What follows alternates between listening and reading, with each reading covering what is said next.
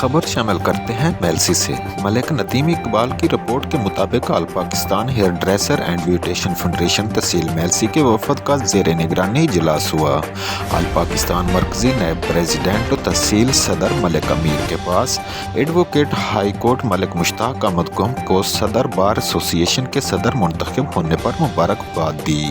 آل Pakistan hair dresser کے وفد میں شامل عہدیداران صدر ملک امیر، جنرل سیکرٹری ممتاز احمد، چیئرمین منیر آسی، سٹی صدر غلام شہزاد کھوکھر، سینئر نائب صدر ملک ندیم اقبال پھول، چیئرمین مجلس عاملہ کبیر احمد ثاقب، سینئر نائب صدر ملک غلام عباس، سینئر نائب صدر راجہ اصغر علی پکوان، نائب صدر محمد منور، نائب صدر حاجی سجاد ترکی، احتساب کمیٹی کے وائس چیئرمین عمران شاہد، ممبر مجلس عاملہ ملک ریاض، ممبر مجلس عاملہ محمد اکرم۔ اس موقع پر عہدیداروں کی طرف سے ہار پہنائے گئے اور صدر ملک مشتاق احمد گم کی طرف سے مٹھائی بھی کھلائی گئی۔ انہوں نے صدر ملک امیر کا اور پوری تنظیم کا شکریہ ادا کیا اور کثیر تعداد میں عہدیداروں نے شرکت کی۔